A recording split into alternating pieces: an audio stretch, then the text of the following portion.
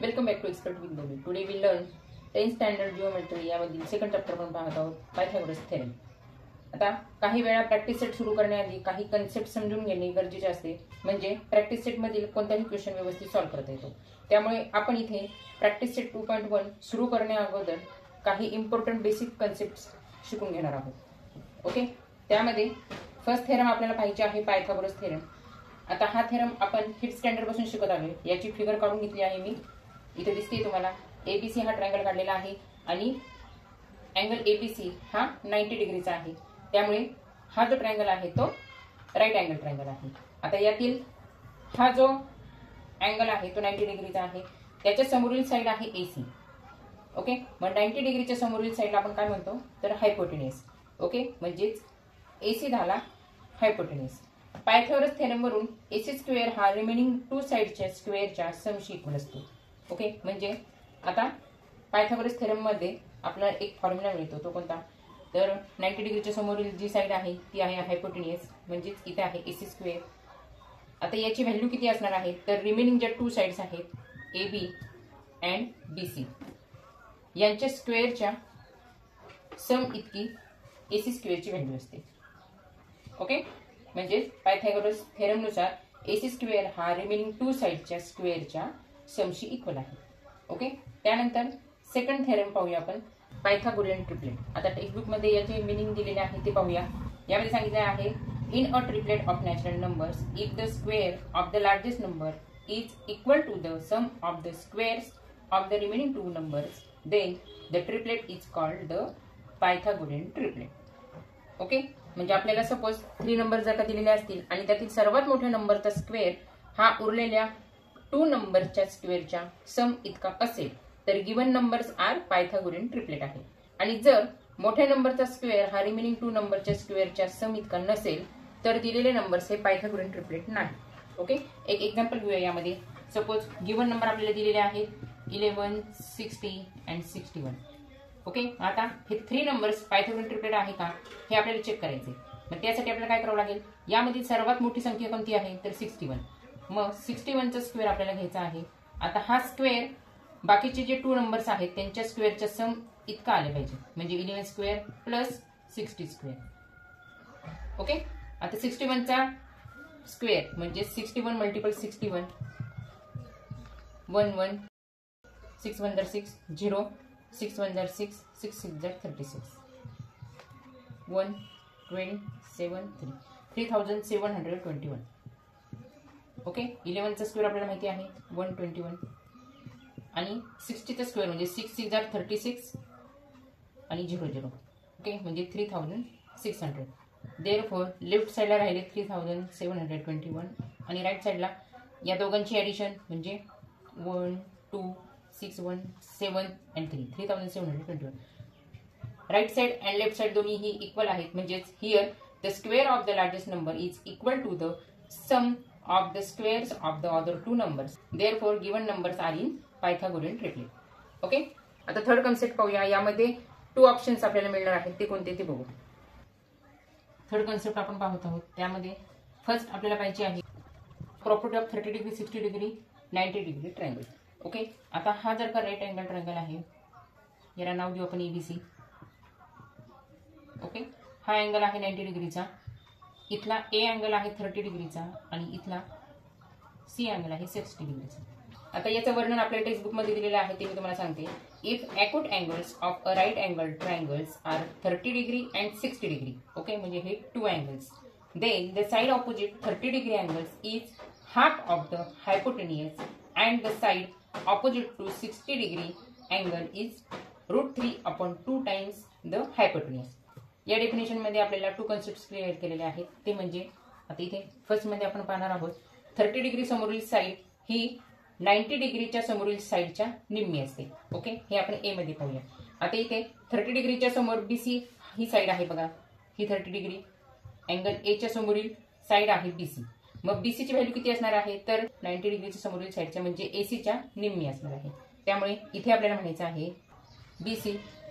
Okay, जी side आहे 30 degree अँगलच्या समोरील BC is equal to half of the hypotenuse, म्हणजे हाफ मल्टिपल EC. 30 डिग्रीचा जेव्हा अँगल आपल्याला क्वेश्चन मध्ये दिलेला असेल आणि आपल्याला बीसी ची लेंथ विचारलेली असेल, अशा वेळेस बीसी ची व्हॅल्यू काढण्यासाठी BC is equal to half of the hypotenuse, यावरून आपल्याला लगेच बीसी ची व्हॅल्यू मिळेल. आता 60 डिग्री समोरील साईडचा विचार करू. 60 डिग्री समोरील साईड आहे एबी. ओके, आता याची व्हॅल्यू काढण्यासाठी टेक्स्ट बुक मध्ये आपल्याला सांगितलेलं आहे the side opposite to 60 degree angle is √3/2 times the hypotenuse.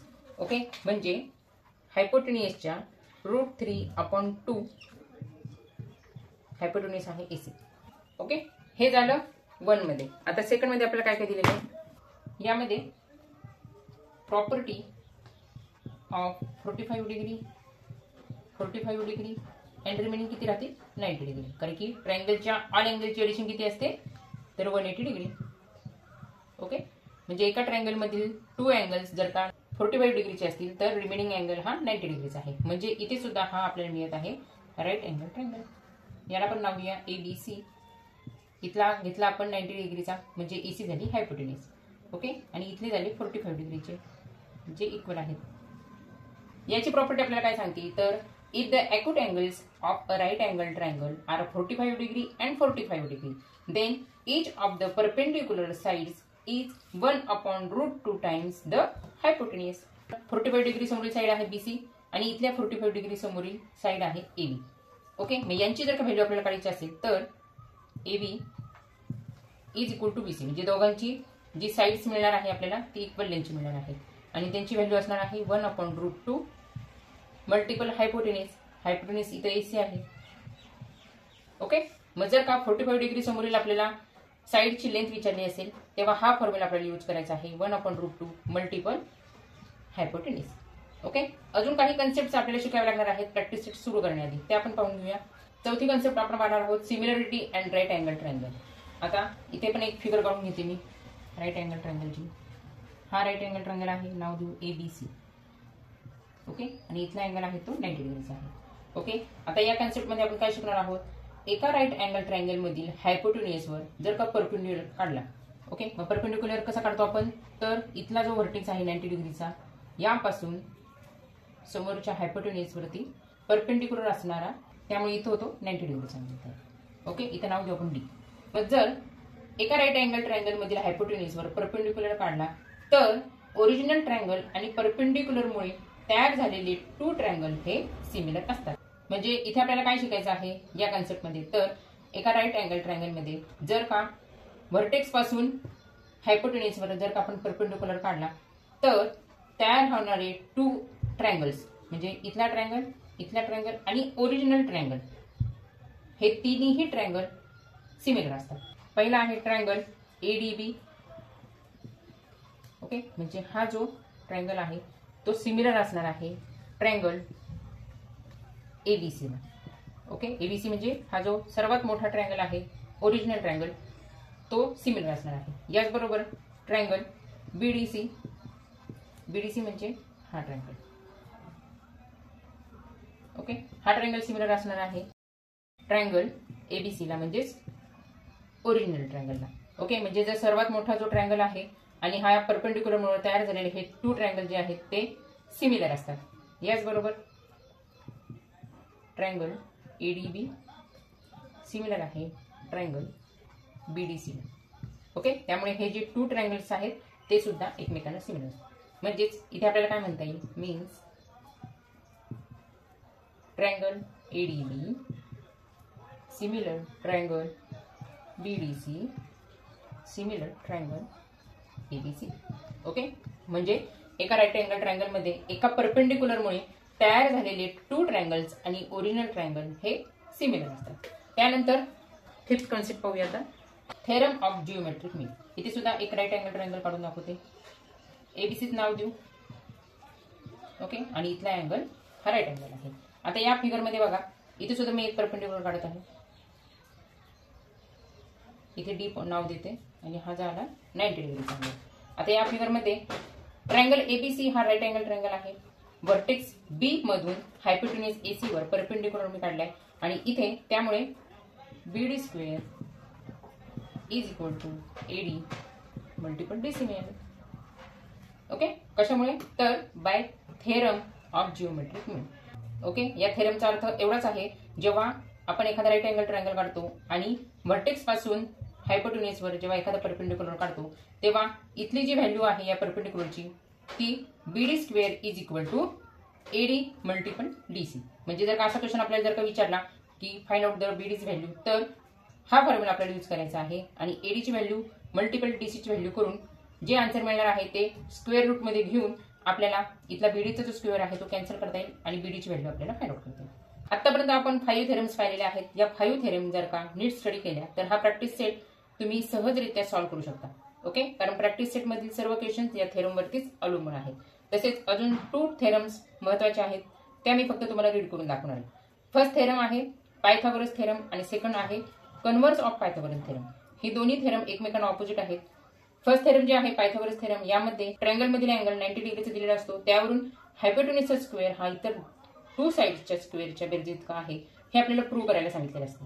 Okay, आणि याच्या उलट कन्व्हर्स ऑफ पायथागोरस थेरम, यामध्ये क्वेश्चन मध्ये हायपोटेन्युसचा स्क्वेअर हा इतर 2 साइडच्या स्क्वेअरच्या बेरजे इतका आहे असे आपल्याला दिलेले असते आणि त्यावरून आपल्याला प्रूव्ह करायला सांगितलेले असते की हा राईट अँगल ट्रायंगल आहे. म्हणजेच या ट्रायंगल मधील एक अँगल 90 डिग्रीज आहे हे आपण प्रूव्ह केले तर दिलेला ट्रायंगल हा राईट अँगल ट्रायंगल होतो. दोघांच्याही प्रॉपर्टी सांगते तुम्हाला. पायथागोरस थेरमची प्रॉपर्टी आहे in a right angle triangle the square of the hypotenuse is equal to the sum of the squares of remaining 2 sides. आणि दुसरी थेरम आहे कन्व्हर्स ऑफ पायथागोरस थेरम. याची प्रॉपर्टी आहे in a triangle if the square of one side is equal to the sum of the squares of the remaining 2 sides then the triangle is a right angle triangle. Okay, चला आता practice set 2.1 ला आपण सुरुवात करूया. Question 1, identify with reason which of the following are Pythagorean triplet. आता खाली काही दिलेले नंबर्स आहेत. दिलेल्या नंबर्स पैकी कोणते नंबर्स हे पायथागोरियन ट्रिपलेट आहेत आणि असतील तर त्याची कारणे कोणती हे राईट डाऊन करायचे आहे. आता पहिला क्वेश्चन पाहूया. पहिल्या क्वेश्चन मध्ये 3 नंबर्स आपल्याला दिलेले आहेत 3, 5 and 4. हे 3 नंबर्स पायथागोरियन ट्रिपलेट आहे का हे चेक करूया. ओके, आता पायथागोरियन ट्रिपलेट मध्ये आपण शिकलो जर मोठ्या नंबरचा स्क्वेअर हा इतर 2 नंबरच्या स्क्वेअरच्या सम इतका असेल तर ते नंबर्स पायथागोरियन ट्रिपलेट असतात. ओके, म्हणजेच काय तर in a triplet of natural numbers if the square of the largest number is equal to the sum of the squares of the remaining 2 numbers then the triplet is called Pythagorean triplet. Okay, आता यामध्ये सर्वात मोठा number कोणता दिसतोय बघा तर आहे 5. Okay, म्हणजे 5 चा स्क्वेअर आपल्याला घ्यावा लागेल आणि तो मॅच होतोय का इतर 2 नंबरच्या स्क्वेअरच्या बेरजे इतका हे चेक करू. Okay, we know 5 square is equal to 25, 4 square is equal to 16 आणि 3 स्क्वेअर इज इक्वल टू. जर का हे माहित नसेल तर ज्या नंबरचा आपल्याला स्क्वेअर विचारलेला असतो त्याच नंबरला आपण मल्टिपल करायचं, जे आन्सर येईल ते असणार आहे त्याचा स्क्वेअर. म्हणजे 5 चा स्क्वेअर म्हणजे 5 मल्टिपल 5 इज इक्वल टू 25, 4 चा square is equal to 4 multiple 4 is equal to 16, 3 चा स्क्वेअर म्हणजे 3 multiple 3 is equal to 9. Okay, आता 5 चा स्क्वेअर किती आहे लेफ्ट साइडला 25 इज इक्वल टू राईट साइडला 4 चा स्क्वेअर म्हणजे 16 प्लस 3 चा स्क्वेअर म्हणजे 9. Therefore 25 is equal to 16 plus 9 is equal to 25 होता. Okay, here both the sides are equal 25 and 25. Okay, म्हणजे इथे आपल्याला काय म्हणता येईल therefore 5 square is equal to 4 square plus 3 square. Okay, असं का मांडलं आपण परत, कारण की पायथागोरियन ट्रिपलेट मध्ये आपल्याला सांगितलेलं आहे in a triplet of natural numbers if the squares of the largest number is equal to the sum of the remaining 2 numbers then the triplet is called the Pythagorean triplet. Okay, त्यामुळे इथे म्हणता येईल therefore 3, 5, 4 is Pythagorean triplet. That's all.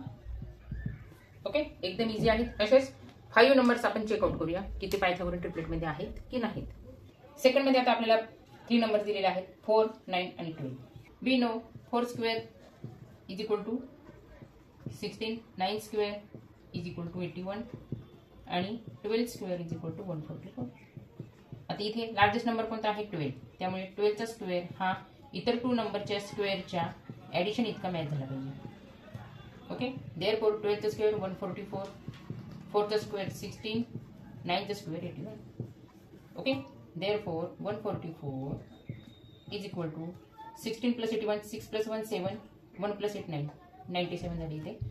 आता left side आणि right side दोन्ही different आहेत बघा. इथे 144 आहेत आणि इथे 97 आहेत. त्यामुळे हे दोन्हीही नंबर्स इक्वल नाही आहेत, म्हणजेच ते अनइक्वल आहेत. ओके, मग here both sides are unequal. Therefore, 12 square is equal to 4 square plus 9 square. इथे नॉट म्हणावं लागेल. ओके, सोल्युशनसाठी आपण जे वापरलेलं आहे ते इथे फक्त जसं तसे लिहिलेलं आहे. फक्त हे तर इक्वल आलेले नाही आहेत, म्हणजेच पायथागोरियन ट्रिपलेट आलेले नाही आहेत, म्हणून इथं अनइक्वल हा साईन आपल्याला द्यायचा आहे. ओके, त्यामुळे इथं म्हणून therefore 4, 9, 12 is not Pythagorean triplet. Okay, याचं सुद्धा रिझन आपल्याला लिहिता येईल. The square of the largest number is not equal to the sum of the squares of the other two numbers. Therefore 4, 9, 12 is not a Pythagorean triplet. Third मध्ये आपल्याला number दिलेले आहेत 5, 12 आणि 13. आता यामध्ये लार्जेस्ट नंबर कोणता दिलेला इथे तर 13. ओके, आता सर्वात पहिले आपल्याला या सर्वांचे स्क्वेअर लिहून घ्यायचे आहेत. 5 चे स्क्वेअर आपल्याला माहित आहे 5 × 5 इज इक्वल टू 25. 12 चा स्क्वेअर माहित आहे 12 × 12 इज इक्वल टू 144 आणि 13 चा पण स्क्वेअर माहित आहे 13 × 13 is equal to 169. Okay, as per the theorem of the Pythagorean triplet largest number आहे 13, याचा स्क्वेअर हा इक्वल असला पाहिजे रिमेनिंग 2 नंबरच्या स्क्वेअरच्या सम इतका. ओके, म्हणजे इथे 5 चा स्क्वेअर प्लस 12 चा स्क्वेअर घ्यावा लागेल. ओके, देअरफॉर 13 चा स्क्वेअर 169 इज इक्वल टू 5 चा स्क्वेअर 25 plus 12 चा square 144. Therefore 169 is equal to या दोघांची ॲडिशन 5 + 4 9, 2 + 4 6, 1 + 0 1. दोन्ही राईट साईड आणि लेफ्ट साईड हे इक्वल झालेले आहेत, म्हणजेच इथे मॅच झालेले आहेत. त्यामुळे इथे म्हणता येईल therefore 5 square plus 12 square is equal to 13 square. Okay, इथे आपल्याला इक्वलचं सिम्बॉल द्यायचं आहे. आता राईट साईड इकडे लिहिली तरी चालेल, लेफ्ट साईड इकडे लिहिली तरी चालेल, फक्त या मार्कला खूप महत्व आहे. ओके, आणि याचं रिझन आपल्याला लिहायचं आहे the square of the largest number is equal to the sum of the squares of the other 2 numbers. Okay, therefore 5, 12, 13 is a Pythagorean triplet. Okay, reason लिहायला मात्र विसरायचं नाही. फोर्थ मध्ये आपल्याला नंबर दिलेले आहेत 24, 70 आणि 74. ओके, पहिल्यांदा या सर्व नंबरचे आपण स्क्वेअर राईट डाऊन करून घेऊ. 24 चा स्क्वेअर आहे 576. ओके, स्क्वेअर म्हणजे काय 24 × 24 इज इक्वल टू 576. 70 चा स्क्वेअर तुम्ही ओरलीच करू शकता 7 × 7 इज इक्वल टू 49 आणि 00. त्यानंतर 74 चा square 74 × 74 is equal to 5476. Okay, आता हे 3 नंबर्स पायथागोरियन ट्रिपलेट आहेत का हे चेक करण्यासाठी यामध्ये लार्जेस्ट नंबर आहे 74. याचा स्क्वेअर हा इतर 2 नंबरच्या स्क्वेअरच्या बेरजे इतका आला पाहिजे. ओके, देअरफॉर 74 चा स्क्वेअर 5476. 24 चा स्क्वेअर 576 आणि 70 चा square 4900. Therefore 5476 is equal to या दोघांची ॲडिशन 6, 7, 9 + 5 इज इक्वल टू 14 आणि 4 + 1 इज इक्वल टू 5. ओके, म्हणजे लेफ्ट साईड आणि राईट साईड दोन्ही मॅच झालेले आहेत, दोन्ही इक्वल आहेत. ओके, त्यामुळे इथं म्हणता येईल therefore 24, 70, 74 is a Pythagorean triplet. Okay, आता याचं रिझन काय असणार आहे तर the square of the largest number is equal to the sum of the squares of the other 2 numbers. Fifth मध्ये नंबर दिलेले आहेत आपल्याला 10, 24 आणि 27. पहिल्यांदा यांचे स्क्वेअर्स राईट डाऊन करून घेऊ. 10 चा स्क्वेअर म्हणजे 10 × 10 इज इक्वल टू 100. 24 याचा स्क्वेअर म्हणजे 24 × 24 576 आणि 27 चा square is equal to 729. Okay, आता पायथागोरियन ट्रिपलेट असण्यासाठी लार्जेस्ट नंबर आहे 27. याचा स्क्वेअर हा इतर 2 नंबरच्या स्क्वेअरच्या सम इतका आला पाहिजे. ओके, 27 चा स्क्वेअर आहे 729 इज इक्वल टू 100 प्लस 24 चा आहे 576. देअरफॉर 729 इज इक्वल टू आता या दोघांची ॲडिशन 5 + 1 6 आणि 74. लेफ्ट साईड आणि राईट साईड डिफरंट आलेली आहे, म्हणजे ती इक्वल नाही. इक्वल नाही म्हणजेच काय आहे, तर ती अनइक्वल आहे. ओके, मग त्यामुळे इथे आपल्याला म्हणायचं आहे therefore 27 square is not equal to 10 square plus 24 square. Okay, हेच आपण इथे राईट डाऊन करून घेतलेलं आहे. फक्त इथं इज इक्वल टूच्या ऐवजी अनइक्वल. ओके, म्हणजे इक्वलच्या ऐवजी अनइक्वल आपण इथं दाखवलेलं आहे. ओके, मग इथे आपल्याला म्हणायचं आहे 10, 24, 27 is not a Pythagorean triplet. Okay, याचं कारण काय असणार आहे, because the square of the largest number is not equal to the sum of the squares of the other two numbers. Question 6 मध्ये आपल्याला नंबर दिलेले आहेत 11, 60 आणि 61. पहिल्यांदा आपण यांची स्क्वेअर्स काढून घेऊ. 11चा स्क्वेअर 121, 60चा स्क्वेअर 3600 आणि 61चा स्क्वेअर 3721. ओके, आता हे 3 नंबर्स पायथागोरियन ट्रिपलेट आहेत का हे चेक करण्यासाठी मोठा जो नंबर आहे 61 याचा स्क्वेअर घ्यावा लागेल, आणि हा इक्वल आहे का 11 स्क्वेअर प्लस 62 ते चेक करू. 61चा स्क्वेअर 3721 इज इक्वल टू 11चा स्क्वेअर 121 प्लस 60चा square 3600. Therefore 3721 is equal to या दोघांची ॲडिशन 1, 2, 6 + 1 7 आणि 3 3721, म्हणजे राईट साईड आणि लेफ्ट साईड दोन्हीही इक्वल आहे. ओके, त्यामुळे therefore 61 square is equal to 11 square plus 67. Okay, म्हणजेच therefore 11, 60, 61 is a Pythagorean triplet. Okay, याचे रिझन याचं आहे the square of the largest number is equal to the sum of the squares of the other two numbers. Okay, आता इथे आपण 6 प्रकारचे question solve केलेले आहेत. यामधून आपल्याला कळलं आहे पायथागोरियन ट्रिपलेट म्हणजे काय. तर दिलेल्या नंबरपैकी जर का मोठ्या नंबरचा स्क्वेअर हा इतर 2 उरलेल्या नंबरच्या स्क्वेअरच्या सम इतका असेल तर ते तिन्ही नंबर पायथागोरियन ट्रिपलेट आहेत. Okay, question 2 in figure angle M N P is equal to 90 degree, segment N Q perpendicular M P M Q is equal to 9, Q P is equal to 4, find N Q. आपण स्टार्टिंगला जे basics शिकलो त्यामधून लगेच लक्षात यायला पाहिजे तुमच्या की इथे जिओमेट्रिक मीनची थेरी आपल्याला यूज करावी लागणार आहे. पहिल्यांदा आपण गिवन इन्फॉर्मेशन काय काय ते राईट डाऊन करून घेऊ. ट्रायंगल एम एन पीचा आपण विचार करत आहोत, त्यामुळे in triangle M N P angle M N P दिलेला आहे 90 डिग्रीचा. त्यानंतर segment N Q perpendicular segment N Q. Okay, इथं परपेंडिक्युलर असल्यामुळे इथे 90 डिग्रीचा अँगल तयार झालेला आहे. याचबरोबर एम क्यूची लेंथ आपल्याला दिलेली आहे 9. ओके, म्हणजे एम पासून क्यू पर्यंत 9. याचबरोबर क्यू पी पण आपल्याला दिलेला आहे 4 इथून इथपर्यंत. Okay, M Q 9 and Q P is to 4. इथे काही आपल्याला युनिट्स दिलेले नाही आहे, हे सगळं आपल्याला क्वेश्चनमधूनच मिळालेलं आहे, त्यामुळे इथे गिवन.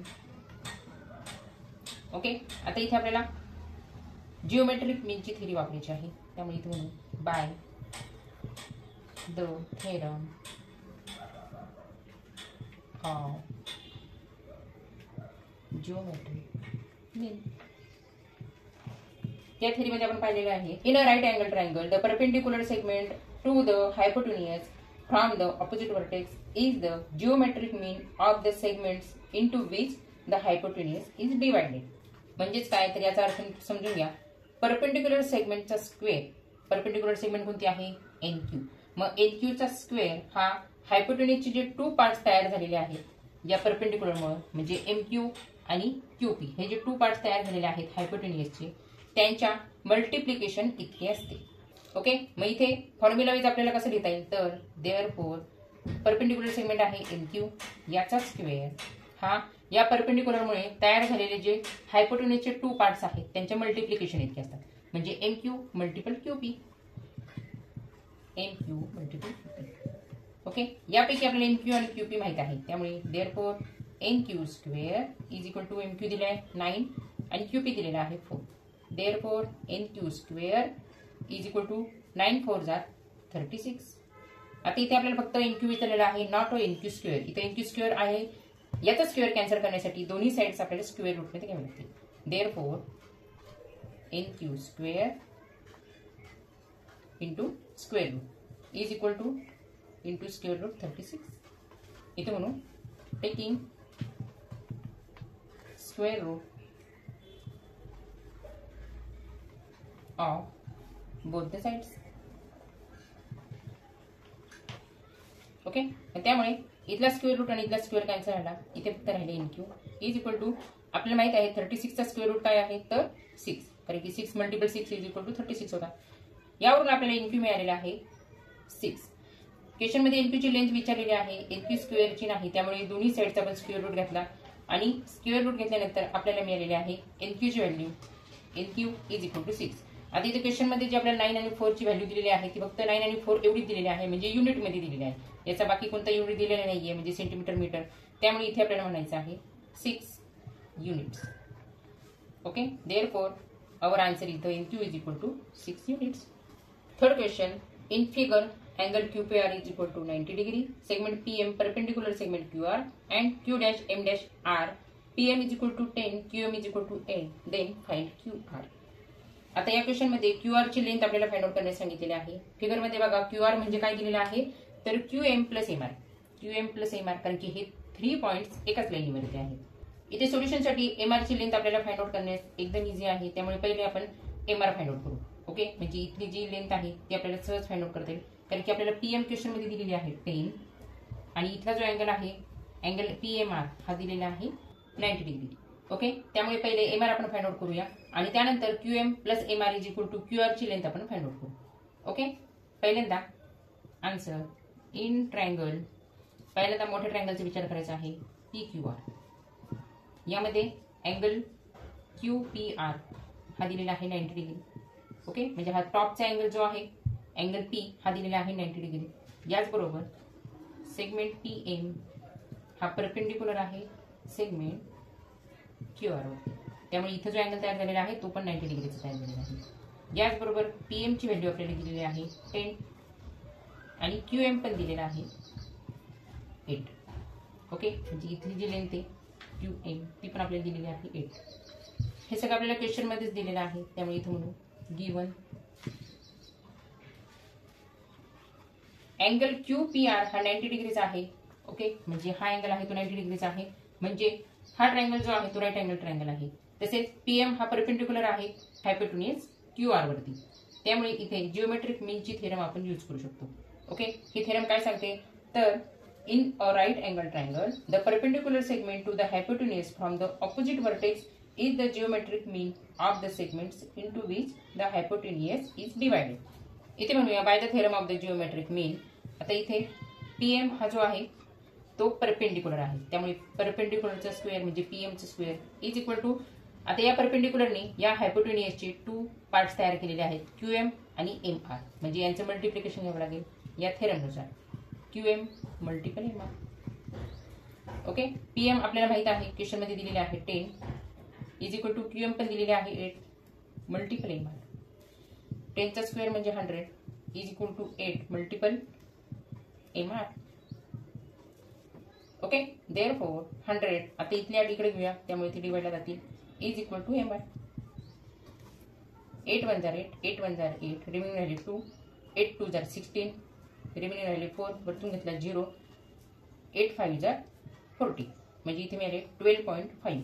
म्हणजेच therefore 12.5 is equal to MR, that is MR is equal to मिळाले आपल्याला 12.5.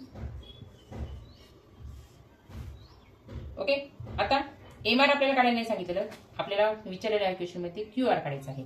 QR बद्दल आपल्याला क्वेश्चन मध्ये दिलेलं आहे QR म्हणजे QM plus MR. We know QR is equal to QM plus MR, therefore QR is equal to QM plus MR, कारण की हे तिन्ही पॉइंट QM आणि R हे एकाच लाईनवरती आहेत, त्यामुळे इथे म्हणायचं आहे Q dash M dash R. Okay, therefore Q R is equal to Q M दिलेला आहे 8 प्लस एम आर आत्ता आपण फाइंड आउट केला 12.5. Therefore Q R is equal to 0.5. 12 plus 8 is equal to 20 म्हणजे 20.5. ओके, म्हणजेच देअरफॉर क्यू आर आपल्याला मिळाला 20.5.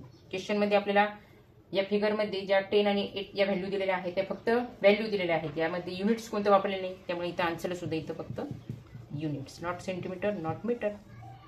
Okay, that's all. Question 4. In figure find RP and PS using the information given in triangle PSR. एकदम easy solution आहे या क्वेश्चनचे.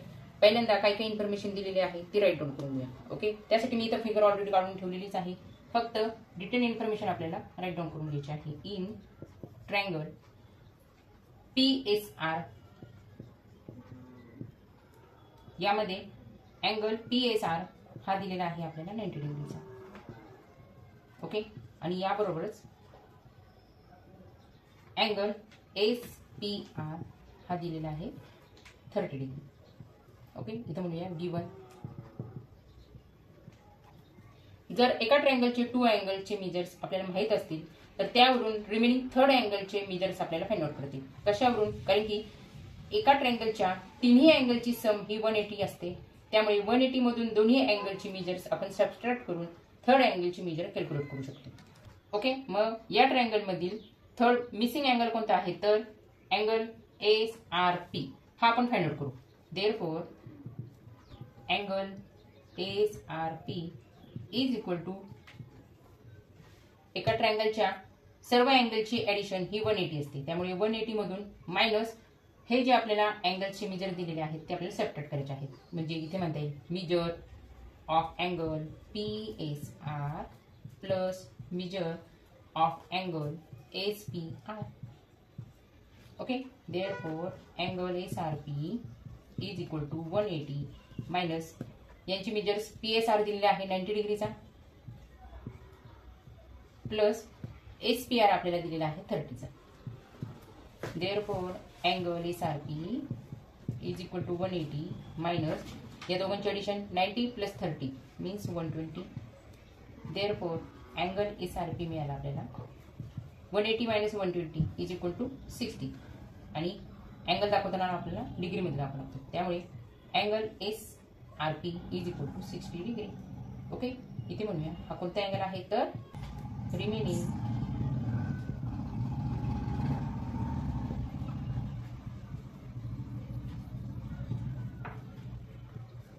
Remaining angle of a triangle. आता इथे आपल्याला 30 डिग्री 60 डिग्री आणि 90 डिग्री याची प्रॉपर्टी यूज करावी लागणार आहे. ओके, मग bye the property of the 30 degree 60 degree 90 degree triangle या प्रॉपर्टीमध्ये सांगितलेले आहे 30 डिग्रीच्या समोरील साईड ही हायपोटेन्यूजच्या निम्मी असते. ओके, मग इथे 30 डिग्रीच्या समोरील साईड कोणती आहे एसआर आहे, ती साईड असणार आहे हायपोटेन्यूजच्या निम्मी. ओके, पण ऍक्च्युली आपल्याला एसआर दिलेला आहे आणि आपल्याला हायपोटेन्यूज माहित नाहीये. मग अशा वेळेस आपल्याला काय करता येईल आरपी काढण्यासाठी, म्हणजे आरपी हा हायपोटेन्यूज काढण्यासाठी एसआरच्या डबल असणारी लेंथ कोणती असणार आहे हायपोटेन्यूज, म्हणजे आरपी असणार आहे 12. ओके, आणि 60 डिग्रीच्या समोरील साईड कोणती आहे तर 60 डिग्री. आता हा जो अँगल आहे तो आता आपण काढला 60 डिग्रीचा. ओके, त्याच्या समोरील साईड आहे एसपी, ही साईड असणार आहे √3/2 ऑफ द हायपोटेन्यूज. ओके, क्वेश्चन मध्ये दिलेल्या इन्फॉर्मेशन मध्ये आपल्याला 30 डिग्रीच्या समोरील साईडची लेंथ दिलेली आहे, यावरून आपण पहिले हायपोटेन्यूज आरपी फाइंड आउट करूया आणि त्यानंतर 60 डिग्री समोरील साईड पीएस ची लेंथ फाइंड आउट करू. ओके, मग इथे म्हणूया देअरफॉर पहिल्यांदा 30 डिग्री समोरील साईड आपण काढत आहोत एसआर. ओके, ही प्रॉपर्टी काय आहे परत एकदा मी तुम्हाला रीड करून दाखवते. Bye the property of the 30 degree 60 degree and 90 degree of triangle if acute angles of a right angle triangle are 30 degree and 60 degree, then the side opposite 30 degree angle is half of the hypotenuse. Okay, मग इथे 30 डिग्रीची आपण जी property वापरत आहोत तिथे half of the हायपोटेन्यूज म्हणजेच काय तर half of the हायपोटेन्यूज इथे दिलेला आहे 90 डिग्रीच्या समोरील साईड म्हणजे हायपोटेन्यूज आरपी. ओके, इथे म्हणून side opposite to 30 degree.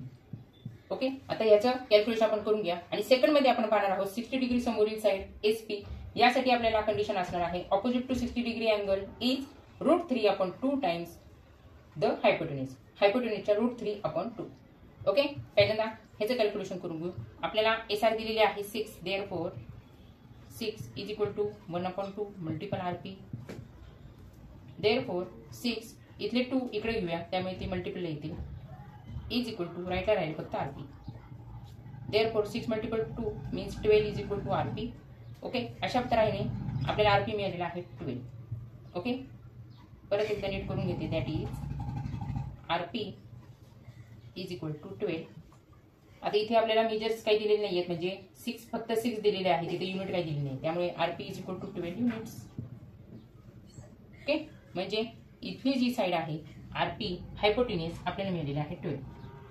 Okay, आता ही साईड माहित आहे, ही साईड माहित आहे. यावरून आपल्याला SP काढता येईल का? तर नक्कीच काढता येईल by the property of the 30 degree 60 degree 90 degree. इथे म्हणूया now PS is equal to √3/2. ते PS म्हटलं तरी चालेल किंवा SP म्हटलं तरी चालेल, पण क्वेश्चन मध्ये आपल्याला PS विचारलेली आहे, त्यामुळे मी डायरेक्ट इथं PS लिहिलेले आहे. √3/2 मल्टिपल हायपोटेन्यूज जो आहे तो RP. Okay, therefore PS is equal to √3/2 multiple RP ची व्हॅल्यू पण फाइंड आउट केली 12 युनिट, त्यामुळे इथं 12. 2 1 जार 2, 2 6 जार 12. Therefore PS is equal to, आता √3 मल्टिपल 6 म्हणजे 6 येतील रूटच्या बाहेर आणि रूटमध्ये 3 जशीच्या तशी. ओके, त्यामुळे PS पण आपल्याला मिळाला 6√3 युनिट्स. ओके, फायनली सर्व आपले जे विचारलेले आहे ते राईट डाऊन करायचं आहे. RP is equal to 12 units. Okay, जे इथं आपण फाइंड आउट केलं.